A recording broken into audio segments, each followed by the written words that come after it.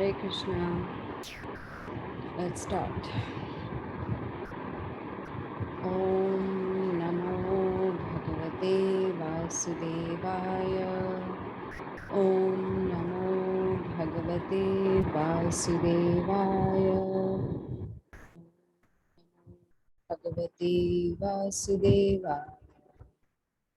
So welcome to the Bhagavad Gita class. We are going to start a new chapter today, which is chapter number 4, which is entitled Transcendental Knowledge. Let's see the first verse. The first verse of this chapter is in Sanskrit. Shri Bhagavan Yogacha Imam Vivasvati Yogam Proktavan Aham Avyayam Vivasvan Manavigraha Mamut Ikshvake Abravit. Translation and purport by Srila Prabhupada. The personality of Godhead, Lord Sri Krishna, said, I instructed this imperishable science of yoga to the sun god Vivaswan, and Vivaswan instructed it to Manu, the father of mankind. And Manu in turn instructed it to Ikshvaku. Om Jnanatimirandasya Jnananjana Shalakaya Chakshu Unmitam Tasmai Shri Guru. First of all, thank you so much for joining today's class. We started a new chapter, and this chapter is very important because it gives us the history of the Bhagavad Gita, how old is Bhagavad Gita, and how this spiritual science has come down in the strict disciplic succession. And here, as we see in today's verse, it talks about that it's come down in a royal order, which means the kings, they passed on this knowledge. And the very first one that Krishna is talking about. So first of all, let's see. The verse starts with Shri Bhagavan Uvacha. Now, Shri Bhagavan Uvacha means, Bhagavan means the Supreme Lord, the Supreme Personality of Godhead, which means this Bhagavad Gita is being spoken by the Supreme Lord himself. And he says that this knowledge of the Bhagavad Gita, which is considered the science of self-realization, was first spoken by him to the sun god Vivaswan, and then it has come down in the strictest succession from one king to another. And these kings were Raja Rishis, which means they were not just Rajas or the kings, but they were Raja Rishis. Raja means king and Rishi means a saint. So they were saintly kings. And this is how this knowledge was coming down. And the purpose was that the human beings, they can become self-realized. They can understand what is the purpose of human life. So you see the responsibility of the head of the family or the country or the society, they have a great responsibility. They are supposed to make their subjects or their dependents self-realized, which means understand the difference between the body and the soul. That is the purpose of human life. So here we see Krishna is saying he gave this knowledge first to the sun god Vivaswan, and this indicates, if we read the purport, this indicates how old this Bhagavad Gita is. Like just, it is mentioned in the purport by Srila Prabhupada, just as the sun rotates under the order of the Supreme Lord, this knowledge, when it was given to sun god Vivaswan, this was 2 million years ago. So we have these 4 yugas or the ages, the Satya Yuga, Treta Yuga, Dwapar Yuga, and Kali Yuga. And the duration, for instance, duration of this age in which we are right now, which is called Kali Yuga, according to the Vedas, it is 432,000 years. That's the duration, out of which we have only crossed 5,000 years. which means we still have 427,000 years left of this age, Kali Yuga.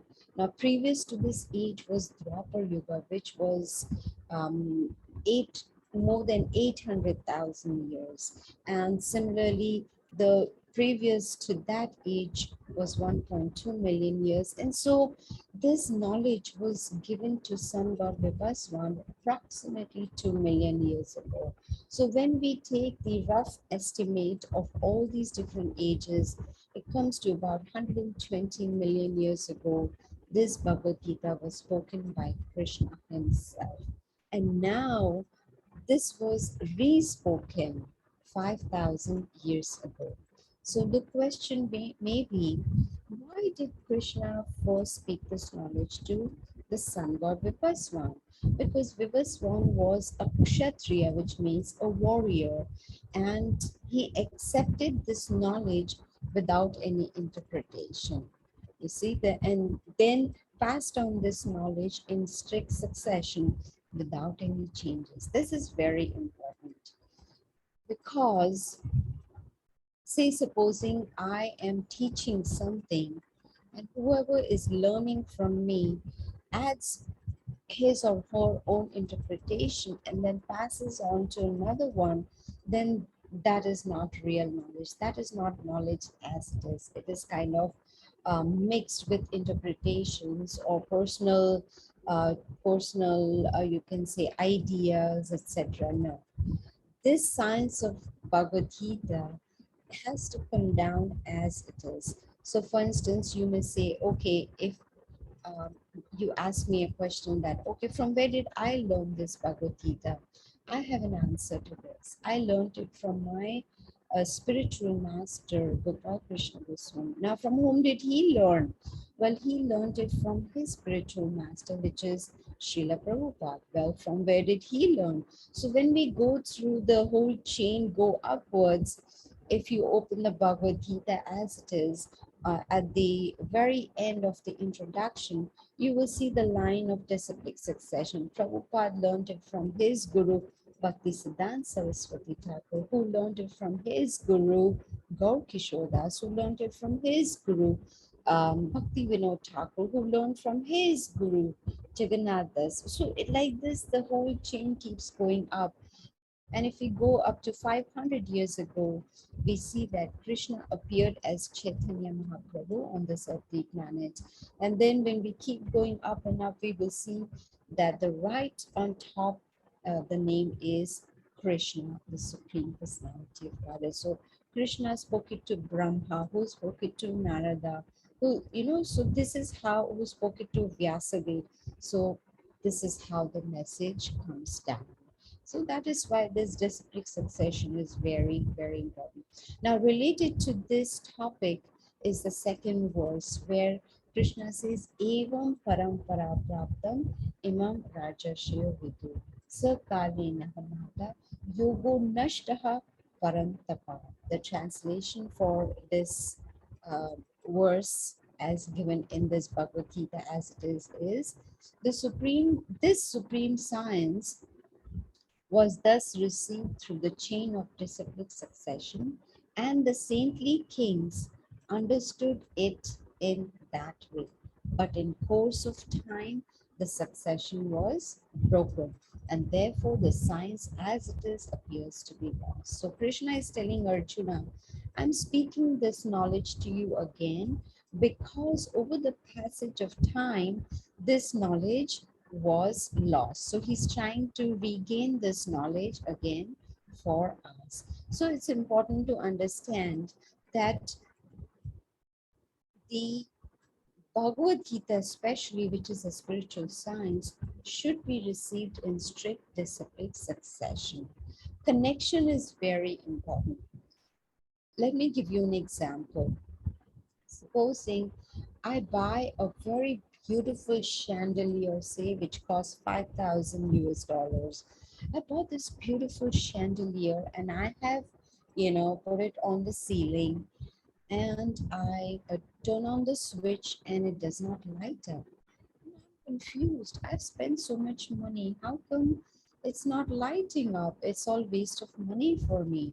And then I realized that there is a break in the connection. So the chandelier through the wire should be connected to the socket, and from the socket should be connected to the mains, in the house, and through that mains it should be connected all the way to the powerhouse from where the electricity is passing on. So if there is a break anywhere in this connection from the chandelier to the powerhouse, the chandelier is now going to light up, even though I have spent 5,000 US dollars on it. So connection is very important. Similarly, the connection as far as the spiritual knowledge is concerned, connection has to be there. There should be no break. So whenever we take on any spiritual knowledge, we need to find out who is it that is giving us this knowledge. Is this person having a connection with the gurus going all the way to the Supreme Lord Himself? Why? Because the authenticity of the data is maintained, which means whatever I'm speaking right now is what I have heard as it is. And what I heard as it is was given to me by my guru, who heard it as it is without any change. Now, you may say that there are so many editions of Bhagavad Gita in the market. So, how do we know which is the right one? Let me give you a personal example. My husband, when he was in the fourth grade, just a little boy in the fourth grade, he started reading a Bhagavad Gita which was given to him by his grandfather. And that Bhagavad Gita was by Dr. Annie Besant. It was a very small, tiny book with just the translations in there. And he used to read that Bhagavad Gita every day before going to school. Now, when we got married, I wanted to, read the Bhagavad Gita, continue reading Bhagavad Gita. And he said, "Oh, here is the Bhagavad Gita that I've been reading." So my question was, "Oh, so you must have knowledge about Krishna." He said, "Who Krishna?" And I was like, "Krishna is the one who spoke the Bhagavad Gita." But he was reading an interpretation of Bhagavad Gita where there was no mention of Krishna at all. Imagine, Krishna is the speaker of the Bhagavad Gita. And when you're reading the Bhagavad Gita, you do not know who is Krishna. So that is one example I can give, that it's important to read Bhagavad Gita, which is as it is, because Krishna is the Supreme Lord. He's the speaking the Bhagavad Gita. He's giving us the spiritual science. So we should receive it as it is without any change. And you can look at the list of the spiritual masters in Bhagavad Gita as it is. Go to Veda base website, and there you click on Bhagavad Gita and introduction, you will see the whole list. Let's see what Krishna has to say in the next verse, which is number 3. He says, "That very ancient science of the relationship with the Supreme is today told by me to you because you are my devotee as well as my friend, and can therefore understand the transcendental mystery of this science." So see, very important points, that this science, this spiritual science is a mystery, which means even though one may open the book and read it over and over and again, but may not be able to understand because it's a mystery. So then he gives another important point. Who can understand this Bhagavad Gita? Someone who is devoted to Krishna. That is what he tells Arjuna. You can understand it, and I'm explaining it to you because you're my devotee as well as you're my friend. So these are the two qualifications. Then one can understand the mystery of this Bhagavad Gita. Actually, Bhagavad Gita is in a way password protected, you can say. You can understand it only when you can get the password to it. And the password is to hear it through the strict discipline succession. See, one may say, "But why Krishna? Why do you say Krishna is the Supreme Lord?" Well, it's not me who says that, but the scriptures say. I can give you different references. For instance, in the Brahma Samhita, there is a beautiful verse. The very first verse says, Ishvara Parama Krishna Sachidananda Vigraha Anadiradir Govinda Sarva Karana Karana. That Krishna is Parama Ishvara. Ishvara is okay, a demigod, but Parama Ishvara is the Supreme Lord. So he's Parama Ishvara Krishna. That Krishna is the Supreme Lord. Now there is you can say a summary of the Vedas, which is called the Srimad Bhagavatam, that says Ete Chamsa Kalapumsa Krishna Stu Bhagavan Swayam. Krishna, you yourself are the Supreme Personality of Godhead. That is what is given in the Vedas, the summary, and the essence of the Vedas, or you can say the essence of Bhagavatam, is the Bhagavad Gita, which we are reading on Fridays, and today also we are reading from chapter 4. And in the Bhagavad Gita itself, in the 5th chapter, we will see towards the end, in the last verse, Krishna himself is proclaiming that I am the Supreme Lord. He says, Bhokta Ram Yagna Tapasam Sarva Loka Maheshwara Maha Ishvara. He says, I am the Supreme Lord of all the living entities, whether it is human beings, demigods, it doesn't matter. He says, I am the Supreme Lord of everyone. So this is how we establish that Krishna is the Supreme Lord. Just one moment, excuse me.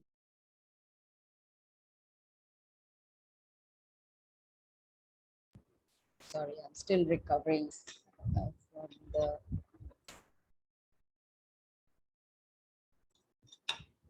So now here the question may arise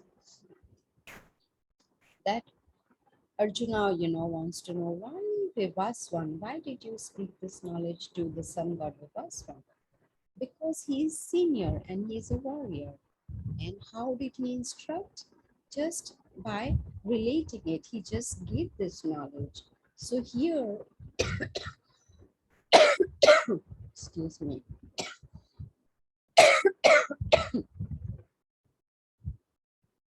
So here Arjuna is asking this question for us. I'm sorry.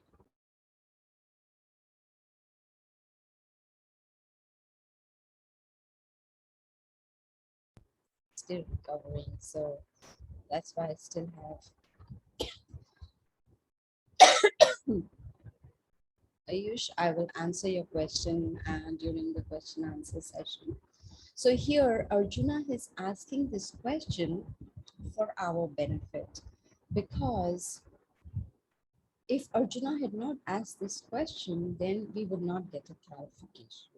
So Krishna, he is speaking this Bhagavad Gita. Now one may say that, okay, why should I accept Krishna as the Supreme Lord? Yes, it's there in the scriptures. Like I mentioned, it's there in the Bhagavad Gita, in the Srimad Bhagavatam, in the Vedas, Brahma Samhita. Let me give an example. Supposing I have not seen my father ever in my life, and I want to know who he is. Who would be the best person I would go to? Should I go to my neighbors, or should I just inquire from someone on the street? No, I just go to my mother, because my mother is the only person who knows exactly who my father is, even though I have not seen him. But I have two options. One is to have faith in my mother's words, or I can do my own research. Doing my own research may or may not give me the right answer, and it'll take a very long time. But if I have faith in the words of my mother, then instantly I will know who my father is. Similarly, the scriptures, especially the Bhagavad Gita and the Srimad Bhagavatam, the Vedas, they are like a mother. They are giving us information or knowledge about who our real Supreme Father is. So if we have faith in our mother, which are these scriptures, then we will be able to understand who our real father is. Now, Krishna, he is telling Arjuna, because Arjuna wants to know, right? He wants to know that, the sun god Vivaswan is senior by birth to you. How am I to understand that in the beginning you instructed this science to him? This is Arjuna's question. And that should be our question too, that why did Krishna choose the sun god Vivaswan? So the Supreme Lord answers to him. He says, many, many births you and I have passed. I can remember all of them, but you cannot, O subduer of the enemy. And that's true. We don't remember anything. Why talk about our previous birth? We don't even remember what we did a week ago. In fact, I don't even remember what I had for dinner. Our memory is so short-lived. So, but Krishna says, I remember them. Why? Because he's the Supreme Lord. He knows. He knows what all births we all have passed and what all incarnations he has taken, we know. So here he's telling Arjuna that that is the reason, because, we have passed so many births, you don't remember, but I do. And he says, although I am unborn, Krishna is unborn, he doesn't take birth like we do. And my transcendental body never deteriorates. That is why in Brahma Samhita, Lord Brahma tells Satchidananda Vigraha. Krishna's body is Sat Chit Anand. It is eternal, full of knowledge and full of bliss. It is an eternal, transcendental body, whereas our body is not transcendental and it deteriorates. We can see it ourselves. When we were little babies, we look different. Especially me now in old age, I look so much different. It has started to deteriorate as we start growing older. So here Krishna says, although I'm unborn and my transcendental body never deteriorates, and although I'm the Lord of all living entities, see, here there's another reference where it states Krishna is the Supreme Lord of all living entities. And he says, I still appear in every millennium in my original transcendental form, which means when he came 5,000 years ago, he came in his own transcendental form. He did not take on a material body like the way we take material bodies. No, not at all. He always comes in his transcendental body. So here, Krishna is explaining to Arjuna that I remember all of it, but you don't remember. And that is why Krishna's another name is Achyuta. That is his another name.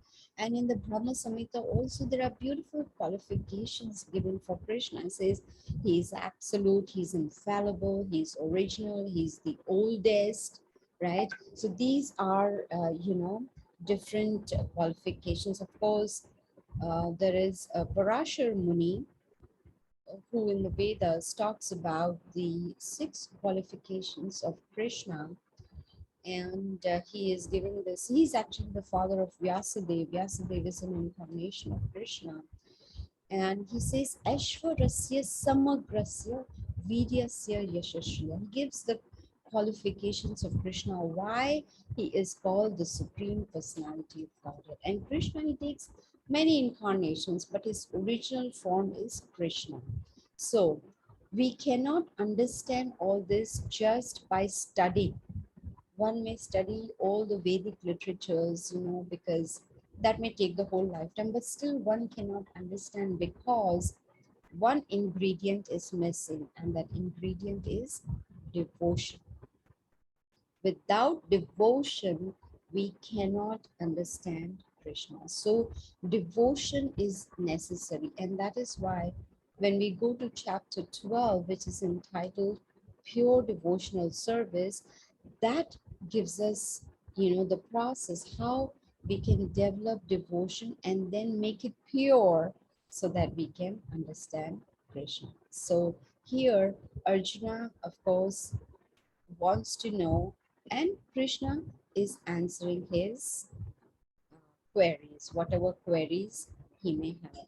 And as we read in the previous verse, which I said, Krishna says he remembers everything. Why? Because he is the Supreme Lord and he appears in his own transcendental body. There is no change, just like we change. You know, there's transmigration for us. In chapter 2, we had heard Krishna telling Arjuna, Dehino asmin yatha dehe kaumaram yauvanam jara tatha dehantara prapte dhiras satrana mudeti. As the embodied soul. Why embodied? Because the soul is inside the body. It's embodied. So as the embodied soul continuously passes from boyhood to youth to old age, similarly the soul passes on to another body at the time of death. A sober person, Dhira, is not bewildered by such a change. This is what we learned in chapter 2. So we need to understand the difference between the body and the soul. So the soul is transmigrating, but as far as Krishna is concerned, he always remained in his transcendental body. In fact, during the battlefield of Kurukshetra, which was 5,000 years ago, when Krishna was present with Arjuna in that battlefield, he was 125 years old, the great grandfather. But still, he looked like a young man, maybe 20 years old or something, right? His body is transcendental. It does not change, it does not deteriorate, it does not grow old. And he also, because being the Supreme Lord, he also knows the past, present, and future. And that is why he's telling Arjuna, many births you have passed, I have passed, I remember, but you do not. Let's see what he says in verse number 7. It's a very famous verse. Yada yada hi dharmasya glanir bhavati bharata abhyuthanam dharmasya tadatmanam srijam. This is in Sanskrit, but what does it actually mean in English? Krishna says, whenever and wherever there is a decline in religious practice or descendant of Bharat and a predominant rise of irreligion, at that time I descend myself. So here Krishna is telling us, when is it that he comes down on this earthly planet? Whenever there is rise in irreligion and religion is being squashed, and that is when he says he comes down. Whenever there's a decline in religious principles and rise in religion, and he manifests himself. See, he comes himself. And now the question is, what does it mean to be irreligious? How do we know that there is a rise in a religion?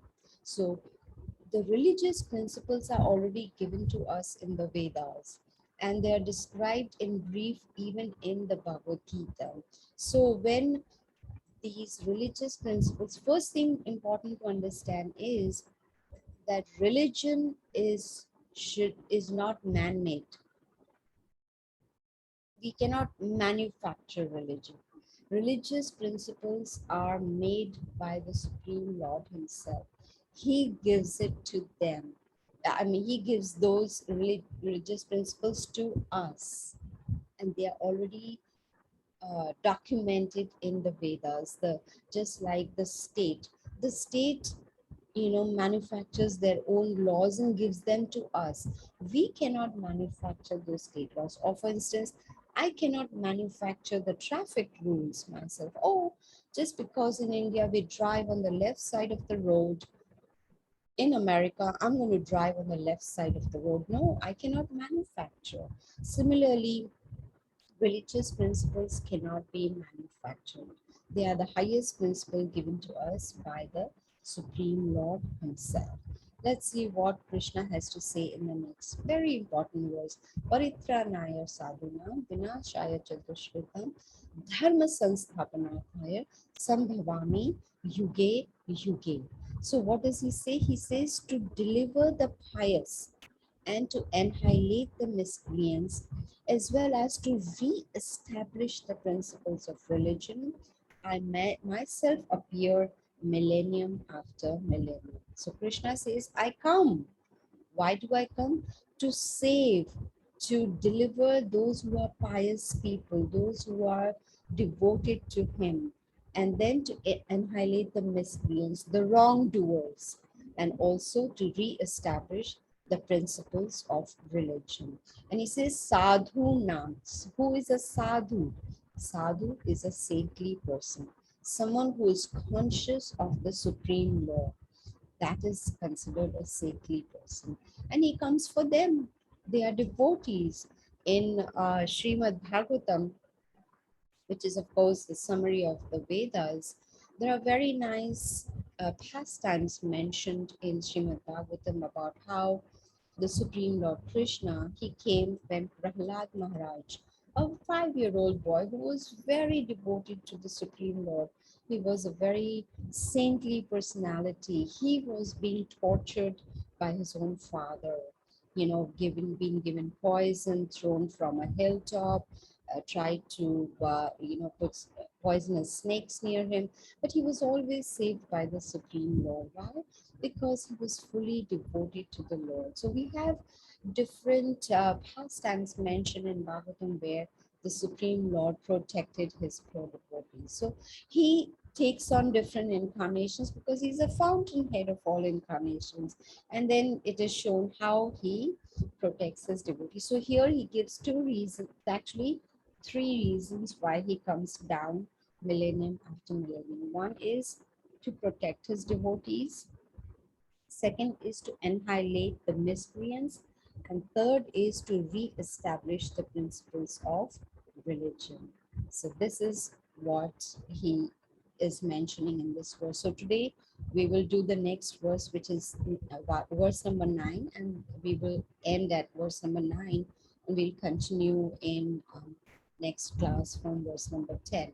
So what is verse number 9? He says, Janma karma cha metivyam evam yo veti tattvataha tyaktva deham punarjanam naiti mameti. So Arjuna, the translation, one who knows the transcendental nature of my appearance and activities does not, upon leaving the body, take his birth again in the material world, but attains my eternal abode, O Arjuna.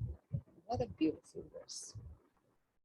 So he's giving us the process by which we can break the cycle of birth and death. We've been going on in the cycle of birth and death again and again and again.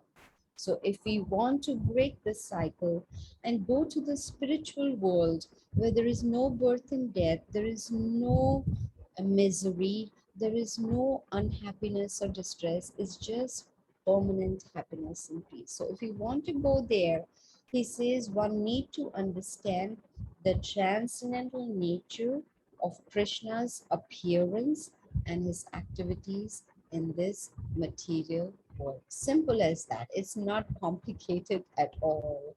So now we have a choice. We choose. What do we want to do? Are we enjoying this material world? Does this material world look like a clubhouse to us where we are happy all the time, we are peaceful all the time, we have no miseries, where we think we are not going to die, or where we think we are not going to grow old? If that is the case, then there's nothing we need to do. But if we understand that yes, I'm not really interested in this going round and round in the cycle of birth and death. I really want to go to a place where, I have a transcendental body, spiritual body, which does not deteriorate. And, there's no more birth and there are no more miseries. I want to go to that place. Then we can choose to understand Bhagavad Gita. It's not very easy. It is going to be difficult, but there's a saying, God helps those who help themselves. So first we make a choice. In chapter 15, we will see where Krishna says, Sarvasya chaham hridi sanivishto matah smritir jnanam apohanam cha. He says, I'm situated in everyone's heart. From me comes remembrance, knowledge, and forgetfulness. So now we have three choices we can choose from. Remember him, forget him, or get his knowledge. So if we choose, yes, I want to remember Krishna, I want to have this knowledge, then Krishna from within the heart is going to help us. So that is how we can then start cultivating this knowledge, try to contemplate on it, understand it, and then put it into practice. This is how we can become conscious of Krishna. This is what Bhagavad Gita is all about, that. How to come out of material consciousness and get into transcendental consciousness. And it all starts with faith. We need faith in anything that we do in this material world. For instance, my mother says, okay, here is a boy I want you to get married to. Well, I need to have faith in the words of my mother. Secondly, I need to have faith in that man whom I'm about to get married to, because until and unless I have basic faith, cannot build up our relationships. So similarly, if we don't have basic faith in the Supreme Lord, if we don't have basic faith that Bhagavad Gita is spoken by Krishna, if we do not have basic faith that Krishna is the Supreme Personality Godhead, then it'll be difficult for us to build our relationship on that faith. And then gradually, as we hear the Bhagavad Gita, we can make our faith more and more strong based on knowledge.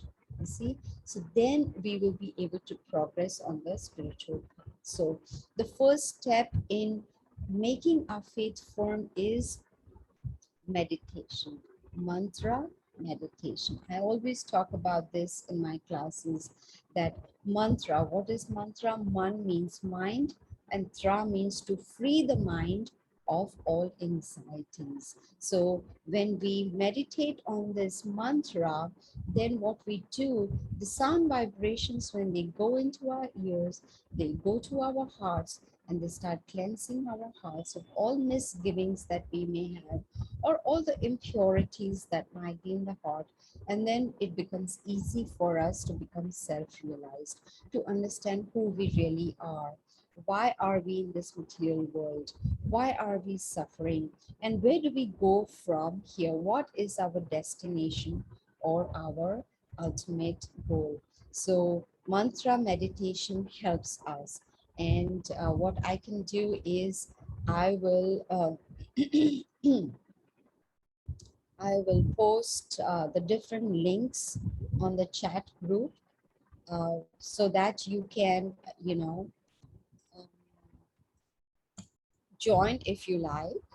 And also at the end is the mantra, Hare Krishna, Krishna Krishna, Hare Hare, Hare Ram, Ram Ram.